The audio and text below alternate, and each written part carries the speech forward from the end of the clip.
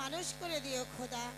কোনোদিন যেন আমার সন্তান জানতে না পারে আমি যে তার সৎ মা।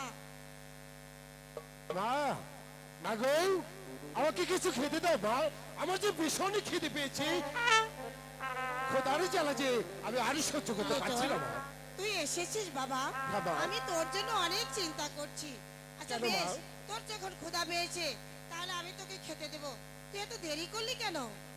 মা, এখন তো আমি বড় হয়েছি তাই না, কলেজে কি আবার দু চারজন বন্ধু বান্ধব থাকতে পারে না, তাই তাদের সাথে একটু আড্ডা দিতে আমার সময়টা বয়ে গেছে। এই বোকা, তুই কিছু বুঝিস না যে তোর মা তোর পথ চেয়ে বসে থাকে? আর কোনোদিনই দেরি হবে না মা, তুমি আমাকে অভিশাপ করো না মা, আচ্ছা, ঠিক তুমি আছে। আমাকে আশীর্বাদ করো। তোমার আশীর্বাদ না পেলে আমি যে কোনোদিনই এই সুখী হতে পাগল, পারবো না। মা কি কখনো সন্তানকে অভিশাপ দিতে পারেনি? কারণ তুই যে আমার সন্তান। এবার তুই চল, আমি তোকে খেতে দেব। হ্যাঁ মা, তুমি আমাকে খেতে দাও, খেয়ে দে, তারপর আমি স্কুলে চলে যাব। লেখাপড়া যদি ভালোভাবে আমি শিখতে না পারি তাহলে সকলেই যে আমাকে মন্দ বলবো মা। আমার দোয়া যদি তোর মাথায় থাকে তাহলে তোর লেখাপড়া অনেক ভালো হবে। মা, বল। বাবাকে দেখছি না, বাবা কোথায়? হয়তো আছে কোথাও। বাবাকে না দেখিলে আমার যে ভালো লাগে না। ওই তো আসছে। একি, তুমি এমন বাবা, করছো কেন? পানি। তোমার কি বাবা? হয়েছে? হাজেরা, কি বাবা, হয়েছে? তুমি আমাকে ধরো। হ্যাঁ, কি হয়েছে তোমার? তুমি এমন করছো কেন? বাবা, তুমি এরকম করছো কেন বাবা? তোমার কি হয়েছে আমার কি কাছে হয়েছে? বলে বলো বাবা। তুমি বলো কি হয়েছে? বাবা, ভাগ্যের লেখা তাই, দুঃখ করো না ও, হাজেরা। কি বলছো বাবা? কে তুমি কি বলছো? আমি আমি ওগো, হয়তো আর তুমি এ বাঁচবো কথা না। বলো না। তুমি তুমি আমার লিটনকে দেখে না রেখো। বাবা, এই কথা বলো না বাবা। তুমি তুমি যদি চলে যাও এই পৃথিবী থেকে তোমার কি তাহলে কে হয়েছে? আমাকে আমাকে আদর করবে বাবা? কথা না বলো। বাবা, তুমি এই কথা বলো না বাবা। লিটন, মা, তোর বাবা এমন করছে কেন? আমি বুঝতে পারছি না কি হয়েছে। বাবা। তুমি কথা বলো। হাজেরা, কি হয়েছে তোমার? দুঃখ করো না হাজেরা, দুঃখ করো না। বাবা, তুমি তুমি তুমি আমার লিটনকে দেখে রেখো হাজেরা, তুমি আমার লিটনকে দেখে ওগো, রেখো। তোমার কি হয়েছে তুমি লিটন, বলো। লিটন বাবা, বাবা, তুমি তুমি তুই তোর মাকে দেখে রাখিস বাবা। এই কথা বলো না বাবা, তুমি এই আমি- কথা বলো না। আমি যাই, না, আমি যাই না, হাজেরা।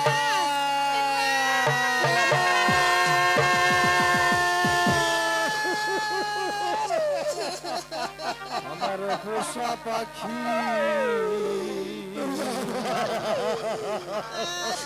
উড়ে যাবে,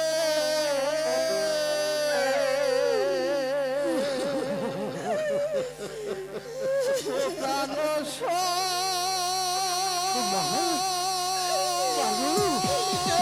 এ আবার কি হয়ে গেল লিটন?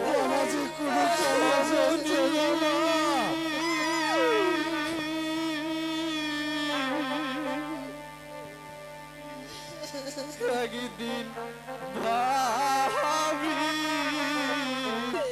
না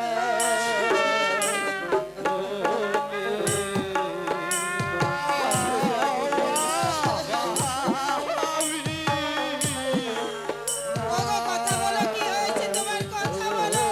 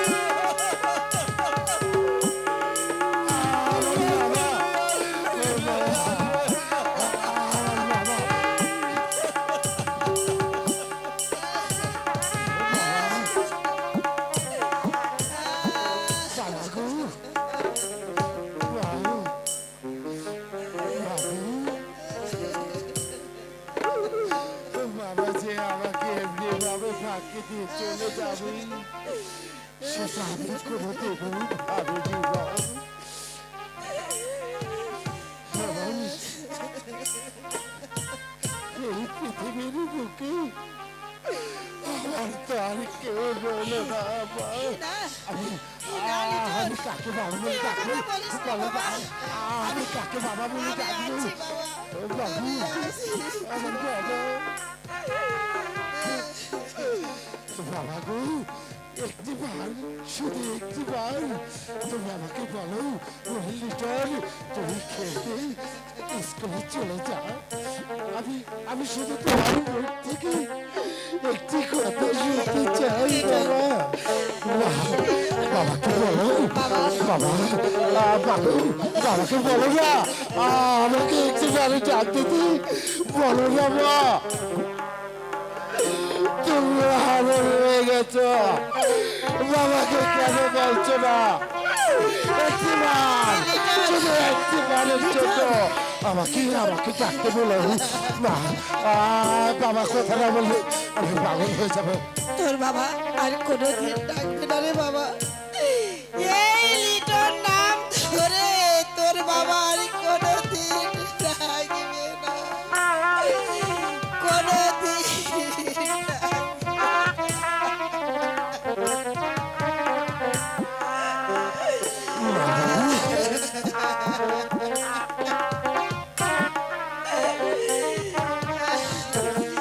চল বাবা, আমরা ওই রাজার বাড়িতে গিয়ে আমরা তার বিচার চাইবো বাবা। এর বিচার যদি না করে আমরা এই রাজার সঙ্গে আমরা আর কোনোদিন থাকবো না বাবা।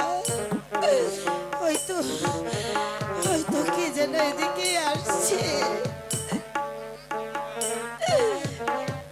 আমরা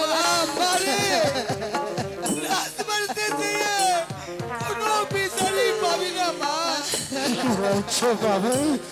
আমি এই মানুষ আমার ক্ষেতের ফসল কেড়ে নিল। আমি আমি গিয়েছিলাম ওই রাজার কাছে বিচার চাইতে।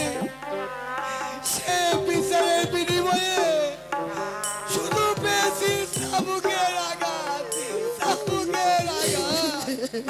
মা মারে, এই দেখ আমার পিছনে এখনো দাগ আছে। তাই বলছিলাম একটু এই সালামতের দাপন আমরা দাপন করেই দেই মা। না, আমি আমার স্বামীর হত্যার বিচার চাইবো। আমার স্বামীর হত্যার বিচার ওই রাজাকে করতেই হবে। এবার চলো চাচা, এবার বাবা চল লিটন, আমরা ওই রাজার কাছে যাব। তোর বাবার মৃত্যুর আমরা বিচার চাইবো বাবা। তুই পাবি না মা। রাজার ছেলে হচ্ছে আমার ছোটবেলার বন্ধু। দুজন আমরা একই পাঠশালাতে লেখাপড়া করি। দাদু, তুমি আমার সঙ্গে চলো। চলো তাই চলো দাদু। অবশ্যই আমার পিতৃ হত্যার ন্যায় বিচার পাবো। আর যদি রাজার কাছে গিয়ে আমি যদি সুবিচার না পাই, তাহলে মনে রাখবে দাদু, এই লিটন শুধু বসে থাকবে না, তার পিতৃ হত্যার প্রতিশোধ নেবে। তাই চল আমরা বিচার চাইবো। তাই চলো আমরা বিচার চাইবো। মাগো, চল বাবা। আমার যে বক্তব্য যাচ্ছে, আমার বাবাকে আর কোনোদিন আমি ফিরে পাবো না বাবা। তোর বাবা আর কোনোদিন ফিরে আসবে না বাবা। এবার চল আমরা ওই রাজার কাছে গিয়ে বিচার চাইবো। দেখি রাজা আমাদের কি বিচার করে। আমি তোমার কাছে শপথ করে বলছি, ওই রাজার কাছে গিয়ে যদি আমার পিতার বিচার যদি না পাই তাহলে মনে রেখো আজ থেকেই তোমার একটি সন্তান লিটন মরে গেছে। আমি যদি আমার পিতৃ হত্যার প্রতিশোধ নিতে না পারি তাহলে মনে করবে তোমার লিটন একটা জানোয়ার হয়ে যাবে। এবার চল বাবা।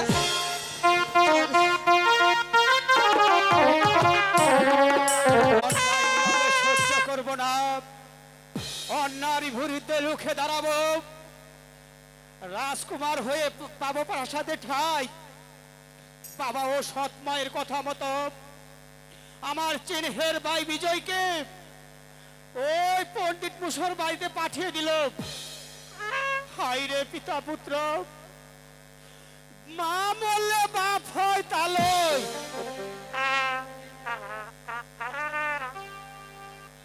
দাদা দাদা, তুমি এখানে? কেমন আছো দাদা? আমাকে দেখতে যাওনি কেন দাদা? এসেছিস এসেছিস দাদা। ভাই, আয়, আয় আমার বুকে আয়।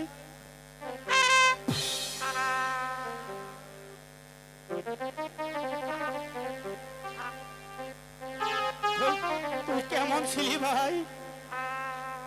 বাহ বাহ তোমাদের এই দুই ভাইয়ের তামাশা দেখে আমার তো খুব অবাকই লাগে। এই, থাক থাক থাক থাক থাক, হয়েছে হয়েছে। তোমাদের মতন কুলাঙ্গারের কাছে আমি কোনো ভক্ত চাই না, বুঝছো? বিজয়, তুমি না বলে ওই গুরুমশের বাড়ি থেকে ফিরে এলে কেন? ওখানে ভালো লাগছিল না বিজয়! মা, তাই তোমাকে দেখতে এসেছি যে মা। আজই চলে যাব, কিন্তু বাবাকে কিন্তু বলো না। দাদা, আমি চলে যাচ্ছি দাদা। বৌদিকে কিন্তু প্রণাম দিও। দাঁড়াও বিজয়, ওই রাক্ষসীর ভয়ে তুই চলে যাচ্ছিস? কি? এত বড় তোমার সাহস, তুমি আমাকে রাক্ষসী বলো? ফিরে যা, আমি বলছি ফিরে যা, হারামির বাচ্চা। নইলে তো ধরা ধরে আমি এই প্রাসাদ থেকে বের করে দেবো। ছোট লোকের বাচ্চা। মুখ সামলে কথা বলো রাক্ষসী। খবরদার, বেত্তমিজ। আর তা না হলে আমি তোকে খুন করবো। ওরা জিভটা আমি টেনে কুত্তা দিয়ে খাইয়ে দেবো।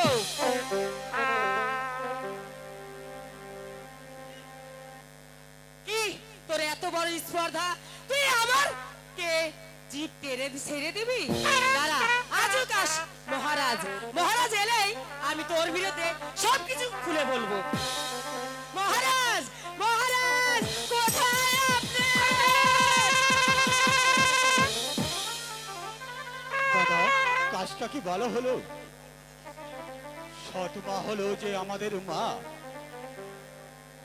তুই তুই যাই বলিস ভাই, ওই রাক্ষসীকে আমি মা বলে স্বীকার করি না।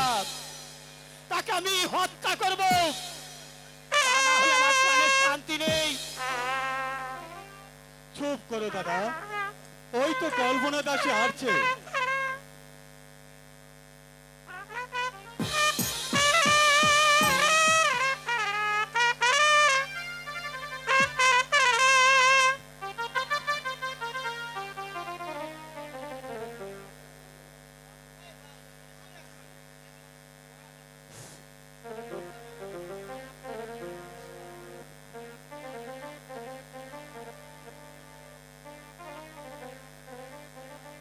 নমস্কার বাবু, এইমাত্র আপনার পুত্র সন্তান হয়েছে, তাই শুভ সংবাদ নিয়ে এলাম। মহারানী সুস্থ হয়ে আছে। কি? আমার পুত্র সন্তান হয়েছে? বিজয় দাদা, আমাকে ধর ভাই, আমাকে ধর। ভগবান, ভগবান তুমি সহায়। কল্পনা, আমি তোমাকে আমার কণ্ঠের মুক্তোর মালা দিয়ে উপহার দিচ্ছি। ভগবান আপনার সহায়, ভগবান আপনার সহায়। ভাই বিজয়, দাদা, আমি আমি তোর বৌদিকে এক নজর দেখে আসি। না দাদা, আমিও তোমার সঙ্গে যাব। বৌদিকে আমি কতদিন হয়ে যাই দেখিনি।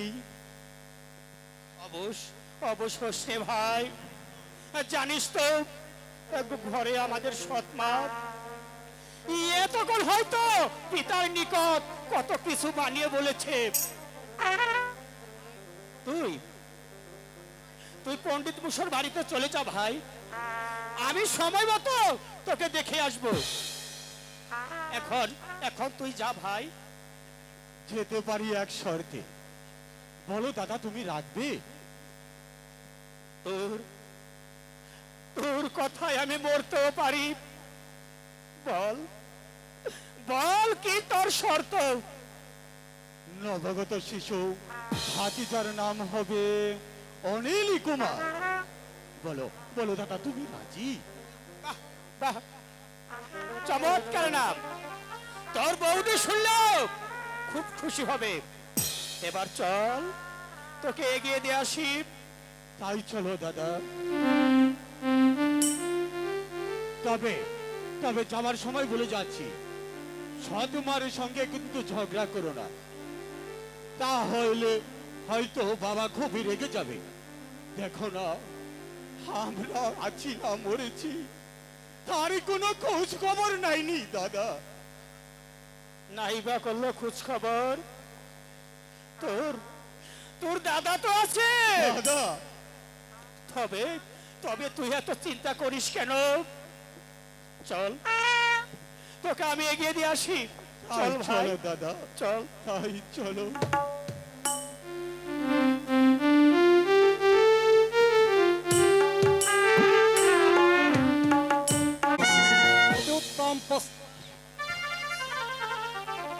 মন্ত্রীবর, এই রাজ্যের প্রজারা কেন বিদ্রোহ ঘোষণা করছে তা আপনি নিশ্চয় জানেন, অথবা আপনার কোনো ইঙ্গিত রয়েছে? তাই আমি শেষবারের মতো জানিয়ে দিচ্ছি, এরপরও যদি কোনো অভিযোগ আসে তাহলে কঠোর শাস্তি পাবে। প্রস্তাব মহারাজ, বিশ্বাস করুন মহারাজ, আমি নির্দোষী। জীবন দিব তো প্রভুর সঙ্গে বেইমানি করবো না। সত্য মিথ্যা তখনই যাচাই হবে যখন হাতে কলমে ধরা পড়বে। অতি উত্তম প্রস্তাব মহারাজ।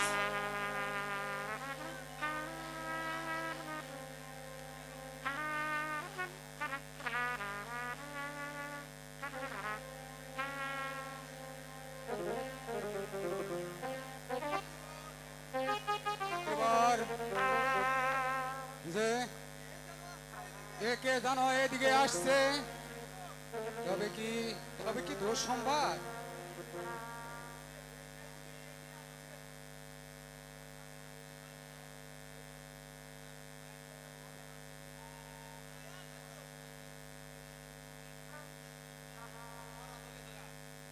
মিউজিক।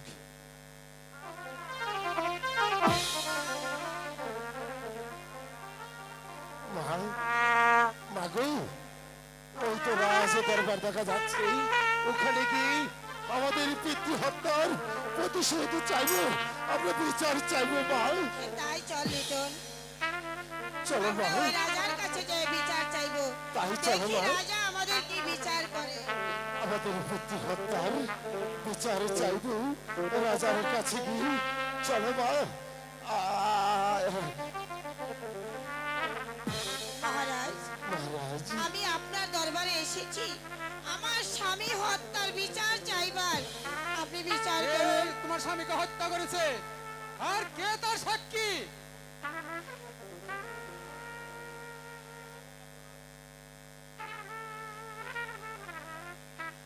আপনার পোষ্য অতি মোড়ল আমার স্বামীকে হত্যা করেছে। ও, সাক্ষী সাদেক আলী, তোমার দৃষ্টি হতে এখনো ওই চাবুকের আঘাত মুছে যায়নি। আবার এসেছো সাক্ষী দিতে। মহারাজ, মন্ত্রীবর, এই মহিলাকে 50টি স্বর্ণমুদ্রা দিয়ে বিদায় করে দাও, যাতে এই মৃতদেহের সৎকার করতে পারে। যথাদেশ মহারাজ। মহারাজ, বিচারটা কি ঠিক হলো? তা আমি যা হুকুম করেছি তাই করুন, সত্য মিথ্যা আপনাকে বলে দিতে হবে না। আমি তোমার বিচার হয়ে গেছে, আবার যদি কোনোদিন বিচার নিয়ে আসো তাহলে তোমার এই সুন্দর দেহখানা নিয়ে ফিরে যেতে পারবে না।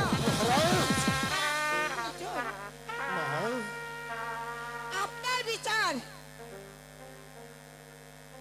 এই হলো আপনার বিচার মহারাজ। আমি অনেক আশা নিয়ে আপনার কাছে এসেছি আমার স্বামী হত্যার বিচারের জন্য, আর এই বিচার আপনি করছেন মহারাজ। ওই খোদা বলে যদি কেউ থেকে থাকে তাহলে আপনার বিচার ওই খোদাই করবে। আমি তো একবারই বলেছি বাবা। আসো মা, খেতে আর কি হবে, কি করবে, সবই যে কপালের লেখা, সবই যে কপালের লেখা। না না না, এ বিচার আমি মানি না, এ অন্যায় বিচার আমি কিছুতেই মেনে নেব না। আমি আমার পিতার হত্যার প্রতিশোধ চাই, আমার পিতার হত্যার প্রতিশোধ চাই। এই চাষার ছেলে বলে এমন রাজা চাই না। কোথায় মন্ত্রী?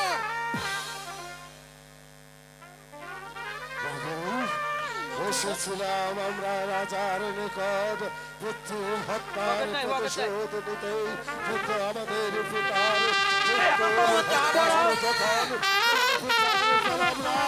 তখন এ বিচার আমি নিজ হাতে করব।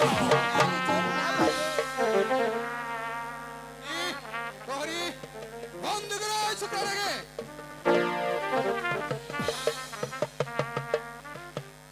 মহারাজ, আপনি ওকে বন্দি করছেন কেন? ওকে ছেড়ে দিন। ওকে আপনি দয়া করে ক্ষমা করুন মহারাজ।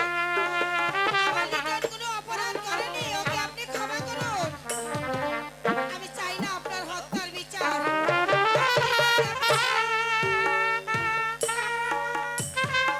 মহারাজ, লিটন, এর যে একমাত্র সন্তানটাই ভরসা। মারা যাবে যাক। প্রহরী এই বুড়োকে চাবুক মেরে বের করে দাও। আমি মা বলেছিলাম আরে নিয়ে ওটা নর্দমায় ফেলে দাও, শিয়াল কুকুরে খাবে।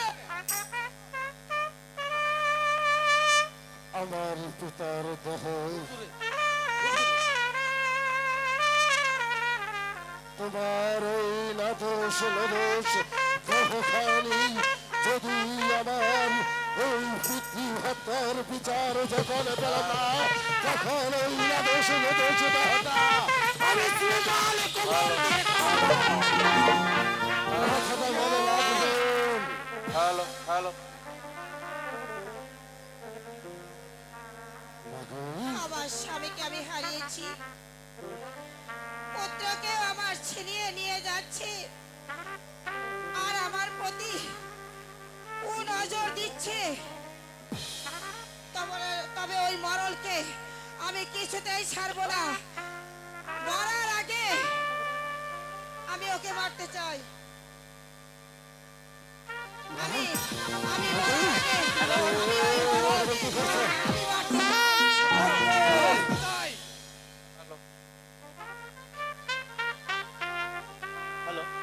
শান্ত হও মা।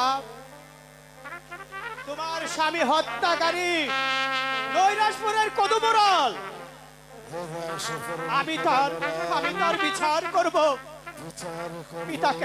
পিতাকে আপনি ক্ষমা করুন মা। ভাই তুমি যাও মুক্ত। প্রহরী, তোমার কর্তব্য কাজে তুমি চলে যাও। সাধু মিয়া, এই মৃতদেহকে সৎকার করো গিয়ে। মা লক্ষ্মী, আমি কথা দিচ্ছি তোমার স্বামীর হত্যাকারী বিচার তোমার সম্মুখেই করব।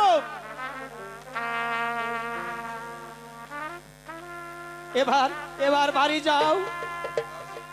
দেরি করে মৃত ব্যক্তিকে আজ তাকে কষ্ট দিও না মা। আমি তাই যাচ্ছি, তবে আমি যাবার সময় বিচার না করো তাহলে আমি তোমাকেও ছেড়ে কথা বলবো না। চলো বাবা, চলো মা, বাবার লাশটা আমি বাহিরে চলো রেখে চাচা। এসেছি। বাবাকে দাহ না করা পর্যন্ত বাবার আত্মা যে শান্তি পাবে না, বাবার আত্মা যে কষ্ট পাবে, আর একটু কথা নেই।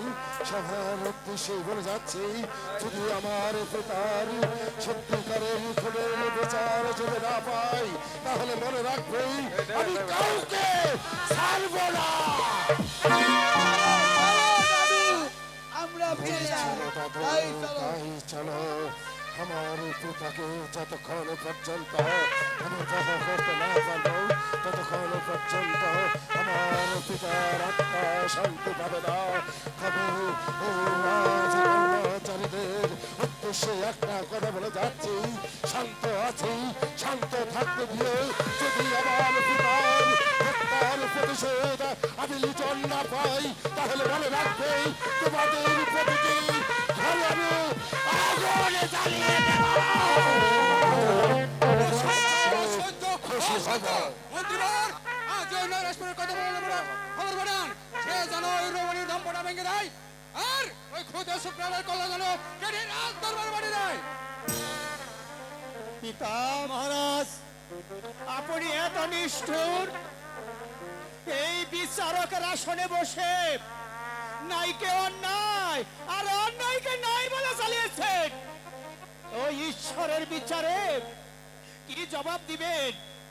না না পিতা, আপনার এই অন্যায় আদেশ আপনি ফিরিয়ে নিন। আমার আদেশ লড়বে না, যাও অজয়, নয়তো ভালো হবে না। ও তোমার সৎ মাকে শাসিয়ে আবার এসেছে আমাকে শাসাতে, এসব আমি বরখাস্ত করবো না। এ কে আছিস? ওই সেনাপতিকে বাড়িয়ে দে, আমি পুত্রকেও ক্ষমা করবো না। তথাদেশ মহারাজ। ওই নৈরাশ করে দেবো নিকট সংবাদ পাঠান, সে যেন অচিরে আমার সাথে সাক্ষাৎ করে, আর অজয়কে বন্ধ করে বন্দোবস্ত করুন। আই শরণ আমি চাই না। আদেশ করেন মহারাজ। যে রাজা আদেশ করুন মহারাজ। বন্দি করে কুলাঙ্গার বিদ্রোহীকে তারাকে কারাগারে নিয়ে রোজ 100 করে বেতন মারবে, আর 3 দিন পর দিনে এক বেলা আহার। যাও, নিয়ে যাও। তাকে বন্দি করতে পারবো না মহারাজ, এবার করবো তো আপনি ক্ষমা করুন। আমি তাকে বুঝে বলবো, ফিরে নেন আপনার আদেশ। মহারাজ, আমি আপনাকে অনুরোধ করে বলছি, অজয় বিজয় নির্দোষ। আপনারা আমার বেতনভোগী গোলাম, আদেশ পালন না করলে কাউকে আমি ক্ষমা করবো না। যাও, যাও, সেনাপতিকে নিয়ে যাও। আমাকে আমাকে বন্দি করুন সেনাপতি মশাই, আমি প্রস্তুত। আমাকে আমাকে বন্দি করুন, পিতার আদেশ আপনি পালন করুন। যে যে রাজ্যে নাই বিচার নেই, আমাকে আমাকে আপনি নিয়ে চলুন।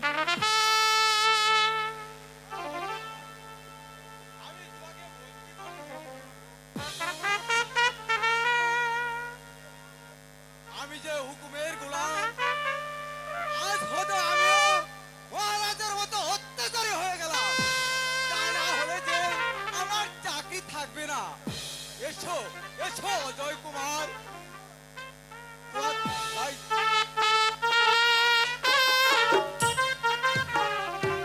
তাই চলুন।